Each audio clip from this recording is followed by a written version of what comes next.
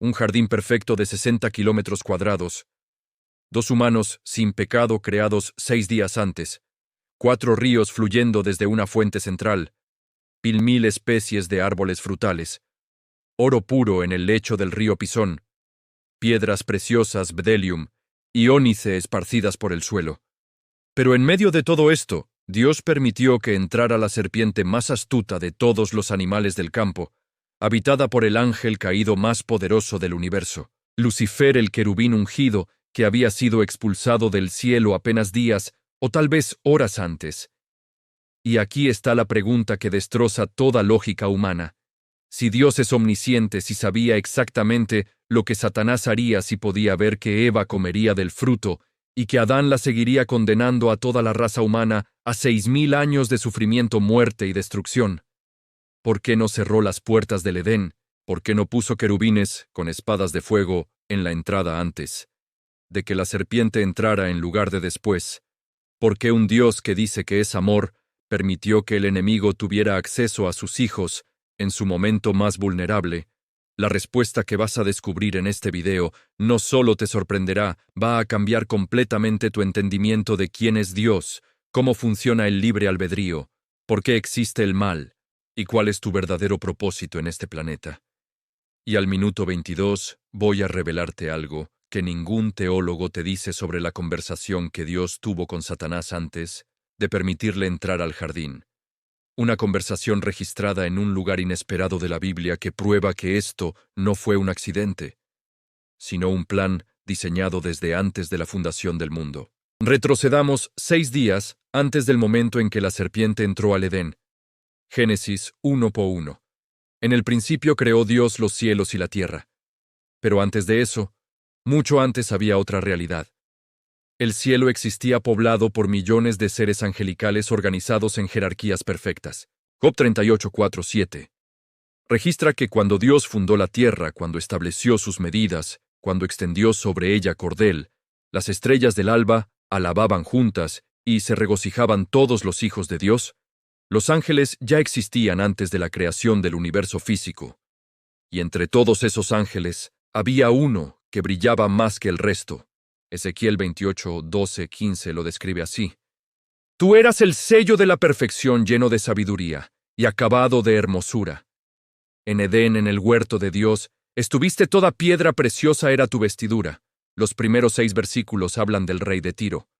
Pero a partir del versículo 12, el lenguaje cambia a algo que ningún humano podría cumplir. Este es Lucifer, antes de su caída. El texto continúa, tu querubín grande protector. Yo te puse en el santo monte de Dios, allí estuviste en medio de las piedras de fuego, te paseabas. Perfecto eras en todos tus caminos desde el día que fuiste creado, hasta que se halló en ti maldad. Este ser era un querubín, no un ángel común. Los querubines son la orden más alta de ángeles, los que están más cerca del trono de Dios. Lucifer específicamente era el querubín protector ungido. Su función era cubrir el trono de Dios con sus alas, reflejar la gloria divina, liderar la adoración celestial. Isaías 14:12-14. Revela qué pasó en su corazón. Cómo caíste del cielo, oh lucero, hijo de la mañana. Cortado fuiste por tierra tú, que debilitabas a las naciones.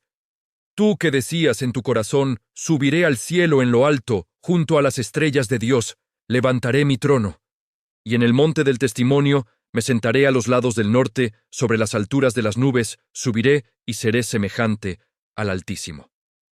5 declaraciones de yo en el corazón de Lucifer. Yo subiré. Yo levantaré. Yo me sentaré. Yo subiré. Yo seré. La esencia de su rebelión fue autonomía e independencia, el deseo de ser Dios en lugar de servir a Dios. Y aquí está el detalle que la mayoría pasa por alto. Lucifer no se rebeló solo.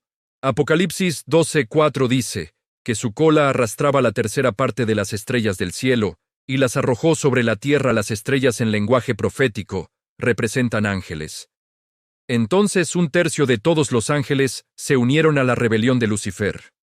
Si hay millones de ángeles, eso significa que cientos de miles o millones se rebelaron con él. Lucas 10:18 registra las palabras de Jesús. Yo veía a Satanás caer del cielo como un rayo. Fue una expulsión instantánea, violenta, definitiva. Judas 6 dice, y a los ángeles que no guardaron su dignidad, sino que abandonaron su propia morada, los ha guardado bajo oscuridad, en prisiones eternas para el juicio del gran día. Ahora aquí viene la pregunta crucial. ¿Cuándo exactamente cayó Lucifer? La Biblia no da una fecha específica, pero hay pistas que sugieren que fue muy cerca del tiempo de la creación del hombre, posiblemente días o incluso horas antes. ¿Por qué?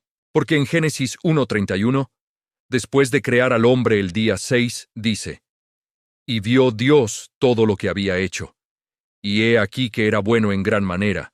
Si Satanás ya hubiera caído y estado operando en rebelión total, Dios no habría declarado que todo era bueno en gran manera. Además, Ezequiel 28:13 dice que Lucifer estaba en Edén, en el huerto de Dios. Algunos eruditos creen que esto se refiere a un Edén celestial, un prototipo del Edén terrenal, pero otros argumentan que se refiere al mismo jardín que Dios plantó para Adán y Eva, lo que implicaría que la caída de Lucifer ocurrió muy cerca del tiempo de la creación humana. Génesis 3:1 comienza con una declaración escalofriante. Pero la serpiente era astuta más que todos los animales del campo que Jehová Dios había hecho. Nota varias cosas. Primero dice pero, indicando un contraste con el capítulo anterior donde todo era perfecto. Segundo, identifica a la serpiente como el más astuto de los animales del campo. La palabra hebrea para astuto es arum, que puede significar prudente sabio, pero también engañoso malicioso. Tercero dice que Jehová Dios había hecho a la serpiente. Dios creó a las serpientes como parte de la creación animal. Pero Apocalipsis 12:9 identifica quién estaba dentro de esa serpiente. Y fue lanzado fuera el gran dragón, la serpiente antigua que se llama Diablo, y Satanás, el cual engaña al mundo entero. Satanás, el ángel caído, tomó control de una criatura real del Edén y la usó como vehículo para su plan. Entonces imagina la escena. El jardín del Edén plantado por las manos de Dios en algún lugar del Medio Oriente, posiblemente en la región de Mesopotamia moderna. Génesis 2:10-14 describe 4 ríos, el Pisón, que rodeaba la tierra de Havila, donde había oro, buen oro, y también bedelium y piedra ónice. El Gión, que rodeaba la tierra de Cus, el Hidekel, que va al oriente de Asiria, y el Éufrates. Geólogos y arqueólogos han debatido durante siglos la ubicación exacta, pero la mayoría coincide en que estaba en algún lugar de la creciente fértil. El jardín mismo probablemente cubría entre 50 y 100 kilómetros cuadrados, una extensión masiva de vegetación perfecta. Árboles que daban frutos sin necesidad de agricultura, sin espinas, sin cardos, sin plagas. Animales viviendo en armonía perfecta, el león junto al cordero, sin instinto depredador. Un clima perfecto, sin tormentas, sin sequías, sin desastres naturales. Y en el centro del jardín, 2 árboles especiales: el árbol de la vida y el árbol del conocimiento del bien y del mal. Génesis 2:9 dice, «Y Jehová Dios hizo nacer de la tierra todo árbol delicioso a la vista, y bueno para comer también el árbol de vida en medio del huerto, y el árbol de la ciencia del bien y del mal». Estos no eran árboles simbólicos, eran árboles literales, físicos, reales. El árbol de la vida tenía la propiedad de otorgar inmortalidad física. Génesis 3:22 confirma esto, después de la caída, cuando Dios dice, «Ahora pues que no alargue su mano, y tome también del árbol de la vida, y coma y viva para siempre». El árbol del conocimiento del bien y del mal tenía la capacidad de abrir los ojos al conocimiento experiencial del bien y del mal. Antes de comer de él, Adán y Eva conocían el bien por experiencia y el mal solo por revelación de Dios. Después de comer, conocerían ambos por experiencia. Ahora viene la parte que desafía toda lógica. Génesis 2:16-17 registra el único mandamiento que Dios dio a Adán, y mandó Jehová Dios al hombre diciendo, «De todo árbol del huerto podrás comer, más del árbol de la ciencia del bien y del mal. No comerás, porque el día que de él comieres, ciertamente morirás». Un solo mandamiento. Un solo árbol prohibido entre miles de árboles permitidos. Y ese mandamiento vino con una advertencia clara: ciertamente morirás. La palabra hebrea es mot tamut, que literalmente significa muriendo, morirás. Indicaba tanto muerte espiritual inmediata como muerte física eventual. Dios estableció una regla, puso un límite, creó una frontera, y al hacerlo introdujo algo revolucionario en el universo. La posibilidad de elección real, de libre albedrío genuino de obediencia, que no es forzada sino voluntaria. Pero aquí está lo que nadie explica. Si Dios sabía que poner ese árbol allí resultaría en la caída, ¿por qué lo puso? Si sabía que Satanás vendría a tentar a Eva, ¿por qué permitió su entrada? Y aquí llegamos a la respuesta que va a cambiar tu perspectiva completa. Dios no quería robots programados para obedecerlo. Quería hijos que eligieran amarlo. La palabra clave es eligieran. No puede haber elección real sin alternativas reales. No puede haber amor verdadero sin la posibilidad de rechazo. No puede haber confianza genuina sin la capacidad de desconfiar. Dios podía haber creado un universo donde el pecado fuera imposible, donde los humanos estuvieran programados para obedecer sin opción. Pero ese universo no contendría amor real, solo automatización. Y Dios no quería autómatas, quería familia. C. S. Lewis lo explicó perfectamente en su libro El problema del dolor. Dios creó cosas que tenían libre albedrío. Eso significa criaturas que pueden andar por el camino equivocado. El libre albedrío hace posible el mal, pero es también lo único que hace que valga la pena tener cualquier amor, bondad o gozo. Un mundo de autómatas de criaturas que funcionan como máquinas difícilmente valdría la pena crearse. La felicidad que Dios ha diseñado para sus criaturas superiores es la felicidad de estar libre y voluntariamente unidos a Él. Entonces, el árbol del conocimiento del bien y del mal no era una trampa. Era una oportunidad, era el punto donde el amor de Adán y Eva sería probado, verificado, autenticado cada día que pasaban junto a ese árbol, y elegían no comer de él. Estaban diciendo, te amo Dios, confío en ti, te obedezco porque quiero, no, porque tengo que hacerlo. Pero entonces, ¿por qué Dios permitió que Satanás entrara como el tentador? Aquí está la respuesta profunda que cambia todo. Porque la fe que no ha sido probada no es fe, es solo preferencia sin costo. La obediencia que nunca enfrenta tentación no es obediencia, es solo ausencia de oportunidad para desobedecer. Dios quería saber, y quería que Adán y Eva supieran si realmente lo amaban. Cuando había una alternativa atractiva disponible. Santiago 1:12-14. Explica esto. Bienaventurado el varón que soporta la tentación, porque cuando haya resistido la prueba, recibirá la corona de vida que Dios ha prometido a los que le aman. Cuando alguno es tentado, no diga que es tentado de parte de Dios, porque Dios no puede ser tentado por el mal, ni él tienta a nadie, sino que cada uno es tentado cuando de su propia concupiscencia es atraído y seducido. Dios no tienta, pero permite que seamos probados. Hay una diferencia masiva entre tentar, que es intentar hacer que alguien peque, y probar, que es verificar la autenticidad de algo. Dios nunca empuja a nadie hacia el pecado, pero permite situaciones donde el pecado es posible para que la elección de obedecer sea real y tenga valor. Ahora déjame mostrarte algo que va a volar tu mente. Hay evidencia bíblica de que Dios y Satanás tuvieron una conversación antes de que Satanás fuera al Edén, similar a la conversación que tuvieron antes de que Satanás atacara a Job. Job 1:6-12. Registra un encuentro en las cortes celestiales. Un día vinieron a presentarse delante de Jehová los hijos de Dios, entre los cuales vino también Satanás. Y dijo Jehová a Satanás, ¿de dónde vienes? Respondiendo Satanás a Jehová, dijo, de rodear la tierra y de andar por ella. Y Jehová dijo a Satanás, ¿no has considerado a mi siervo Job, que no hay otro como él en la tierra, varón, perfecto y recto, temeroso de Dios, y apartado del mal? Respondiendo Satanás a Jehová, dijo, ¿acaso teme Job a Dios de balde?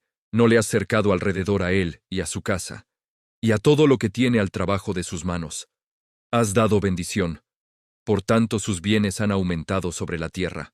Pero extiende ahora tu mano y toca todo lo que tiene, y verás si no blasfema contra ti en tu misma presencia. Dijo Jehová a Satanás, he aquí todo lo que tiene. está en tu mano. Solamente no pongas tu mano sobre él. Este diálogo revela algo crucial. Satanás no puede hacer nada sin el permiso de Dios. Dios establece límites específicos sobre qué puede y qué no puede hacer el enemigo, y Dios usa incluso los ataques de Satanás para probar y purificar a sus hijos. Ahora aplica este patrón al Edén. Es altamente probable, basado en el carácter consistente de Dios, revelado en toda la Escritura, que hubo una conversación similar antes de que Satanás entrara al jardín. Dios, sabiendo todo lo que pasaría, permitió a Satanás acceso, pero con límites claros. No podía forzar a Eva a pecar, solo podía tentarla. No podía mentir sobre las consecuencias. Dios ya había advertido que la muerte vendría. No podía tocar físicamente a Adán o Eva, solo podía usar palabras. Y aquí está lo revolucionario. Dios usó la tentación de Satanás como la prueba definitiva del amor de sus hijos. Les dio toda la información que necesitaban para tomar la decisión correcta. Les había advertido claramente sobre las consecuencias. Les había dado dominio sobre toda criatura, incluyendo serpientes. Les había provisto todo lo que necesitaban en miles de árboles del jardín. Solo había un árbol prohibido entre miles permitidos. Génesis 3:1-6 registra la conversación fatal. La serpiente dijo a la mujer: «¿Con que Dios os ha dicho, no comáis de todo árbol del huerto?» Nota la primera táctica de Satanás, distorsión de la palabra de Dios. Dios no había dicho que no podían comer de todo árbol. Había dicho que podían comer de todos, excepto uno. Pero Satanás comienza cuestionando la bondad de Dios, haciendo que la restricción parezca más severa de lo que era. Eva responde del fruto de los árboles del huerto. «Podemos comer, pero del fruto del árbol que está en medio del huerto, dijo Dios, no comeréis de él, ni le tocaréis, para que no muráis». Aquí Eva hace dos errores. Primero añade a la palabra de Dios diciendo, ni le tocaréis, cuando Dios no había dicho eso. Segundo, suaviza la advertencia diciendo, para que no muráis, cuando Dios había dicho ciertamente morirás. Estaba abriendo la puerta a la duda. Y Satanás inmediatamente empuja esa puerta. Entonces la serpiente dijo a la mujer, no moriréis aquí. Está la primera mentira registrada en la historia humana. Satanás contradice directamente la palabra de Dios. Juan 8:44. Jesús lo identifica como padre de mentira. Habéis sido del diablo y los deseos de vuestro padre queréis hacer. Él ha sido homicida desde el principio, y no ha permanecido en la verdad, porque no hay verdad en él. Cuando habla mentira de suyo, habla porque es mentiroso y padre de mentira. La mentira de Satanás tenía un elemento de verdad retorcida. No morirían instantáneamente físicamente ese día, pero morirían espiritualmente al instante y comenzarían el proceso de muerte física. Satanás siempre mezcla verdad con mentira para hacer la mentira más creíble. Y continúa, sino que sabe Dios, que el día que comáis de él, serán abiertos vuestros ojos, y seréis como Dios, sabiendo el bien y el mal. Aquí está el anzuelo. La oferta, la tentación, serán como Dios. Esto era exactamente lo que había causado la caída de Lucifer, su deseo de ser como Dios. Y ahora lo ofrece a Eva como si fuera algo bueno, deseable, beneficioso. La ironía es que Adán y Eva ya eran como Dios. Génesis 1:26-27 dice, «Hagamos al hombre a nuestra imagen, conforme a nuestra semejanza, y creó Dios al hombre a su imagen, a imagen de Dios. Lo creó ellos». Ya tenían la imagen de Dios, la comunión con Dios, la aprobación de Dios, pero Satanás les ofreció algo que sonaba mejor: autonomía e independencia. La capacidad de decidir por sí mismos qué es bueno y qué es malo sin depender de Dios. Y vio la mujer que el árbol era bueno para comer, y que era agradable a los ojos y árbol codiciable para alcanzar la sabiduría, y tomó de su fruto y comió, y dio también a su marido, el cual comió así como ella. Primera de Juan 2:16. Identifica 3 canales de tentación que Satanás usó, porque todo lo que hay en el mundo, los deseos de la carne, los deseos de los ojos y la vanagloria de la vida, no proviene del Padre sino del mundo.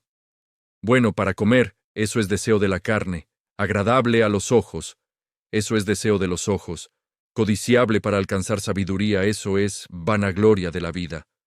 Satanás atacó los tres canales simultáneamente, y Eva cayó no porque Dios la abandonara, sino porque eligió creer la mentira de Satanás en lugar de la verdad de Dios.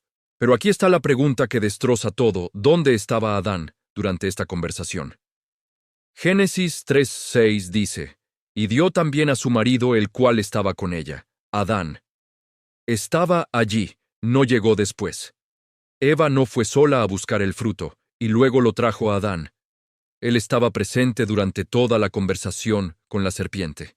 Escuchó las mentiras de Satanás. Escuchó a Eva racionalizar. Escuchó la distorsión de la palabra de Dios y no dijo nada. No intervino. No corrigió. No protegió. No lideró. Romanos 5:12. Pone la responsabilidad primaria en Adán, no en Eva. Por tanto, como el pecado entró en el mundo por un hombre, y por el pecado, la muerte. Así, la muerte pasó a todos los hombres. Por cuanto todos pecaron.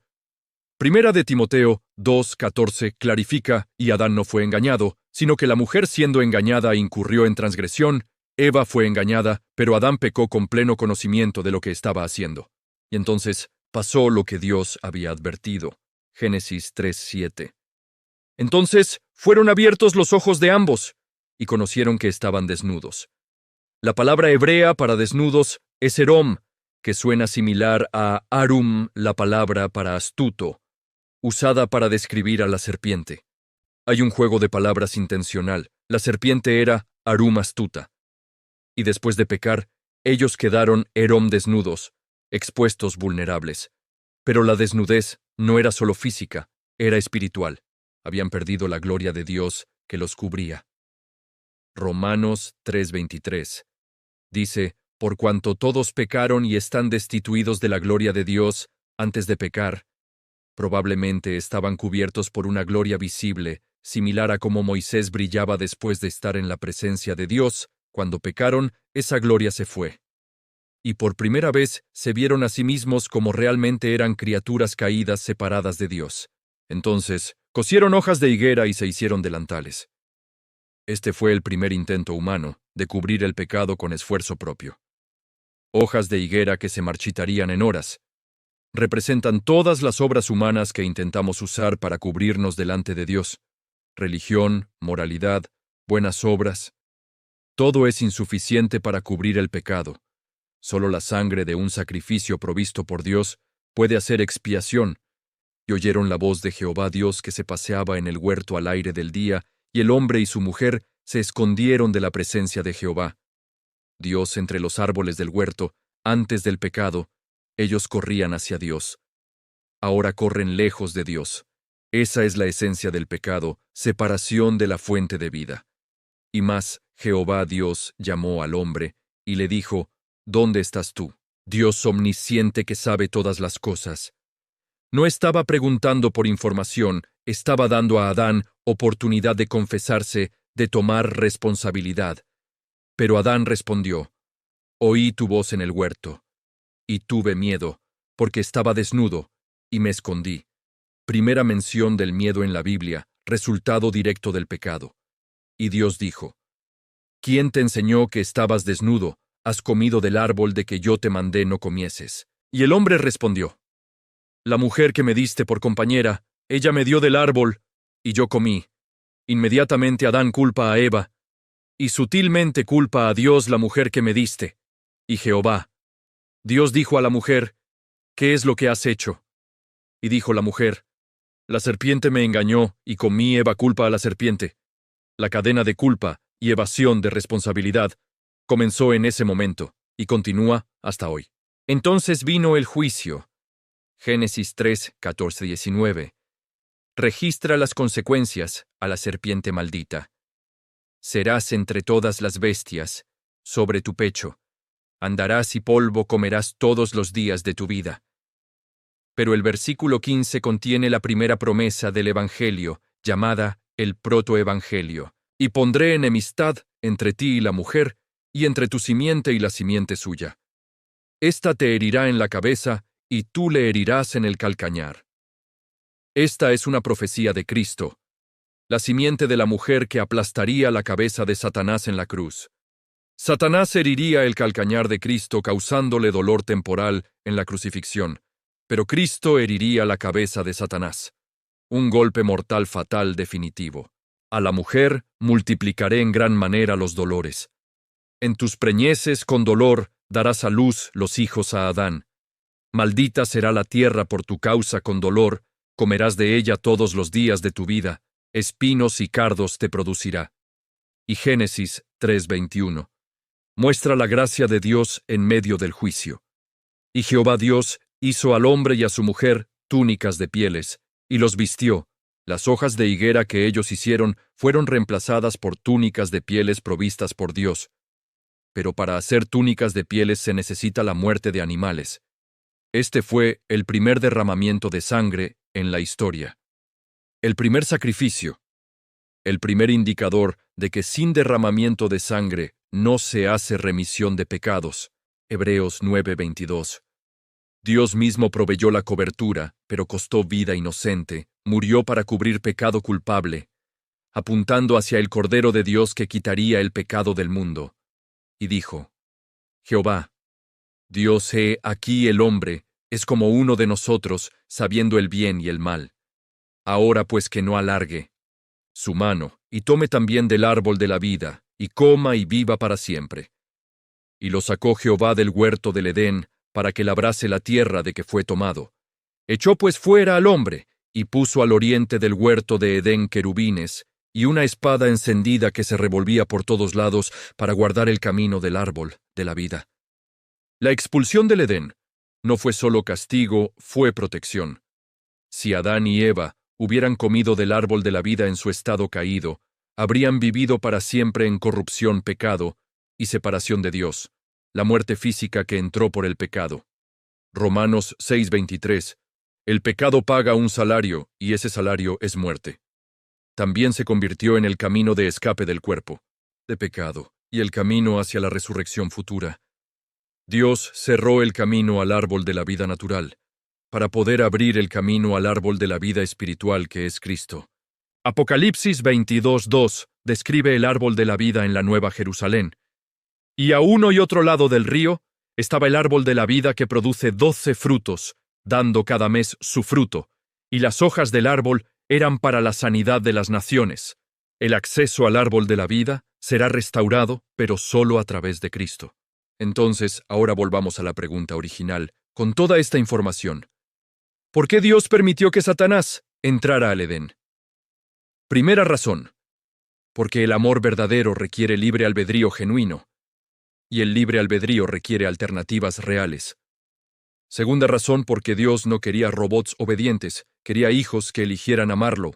Tercera razón, porque la tentación prueba y autentica la fe, haciéndola real y valiosa. Cuarta razón, porque incluso antes de la fundación del mundo, Dios sabía que el hombre pecaría y ya tenía preparado el plan de redención. Primera de Pedro 1:19-20. Dice: Fuisteis rescatados de vuestra vana manera de vivir con la sangre preciosa de Cristo, como de un cordero sin mancha y sin contaminación, ya destinado desde antes de la fundación del mundo. Cristo el Cordero fue destinado para morir por nuestros pecados antes de que Adán fuera creado. Quinta razón, porque la caída del hombre y la redención a través de Cristo revelan aspectos de la naturaleza de Dios que nunca podrían ser conocidos de otra manera. Su justicia en castigar el pecado, su misericordia en proveer salvación, su amor en sacrificar a su Hijo, su gracia en perdonar lo imperdonable, su poder en resucitar a los muertos, su sabiduría en convertir el mayor mal, la cruz, en el mayor bien, la salvación. Romanos 11:33 exclama: Oh profundidad de las riquezas de la sabiduría y de la ciencia de Dios. Cuán insondables son sus juicios e inescrutables sus caminos. Sexta razón, porque Dios quería una familia, no solo de seres que nunca habían pecado, sino de seres que habían pecado, fueron redimidos, perdonados, restaurados, y ahora lo aman con conocimiento experiencial de cuánto los ama. Él. La diferencia entre un ángel que nunca pecó y un humano redimido es que el ángel conoce el amor de Dios teóricamente, pero el humano lo conoce personalmente en el nivel más profundo posible. Séptima razón, porque toda la historia del universo, desde la creación hasta la nueva creación, es un escenario cósmico, donde Dios está demostrando a todos los seres creados, ángeles, demonios, humanos, su naturaleza, sus atributos, su gloria. Efesios 3:10 dice para que la multiforme sabiduría de Dios sea ahora dada a conocer por medio de la Iglesia a los principados y potestades en los lugares celestiales. Los ángeles están aprendiendo sobre Dios al observar cómo trata con la humanidad caída. Octava razón, porque Dios está preparando una familia que reinará con Cristo en la nueva creación, con conocimiento experiencial del bien y del mal, con inmunización contra el pecado, con amor probado y autenticado. Y cuando Cristo regrese y establezca su reino, nunca más habrá rebelión porque todos los que estén allí habrán visto las consecuencias del pecado experimentado, la gracia de la redención y elegido libre y conscientemente servir a Dios para siempre. Entonces, el permitir que Satanás entrara al Edén no fue debilidad.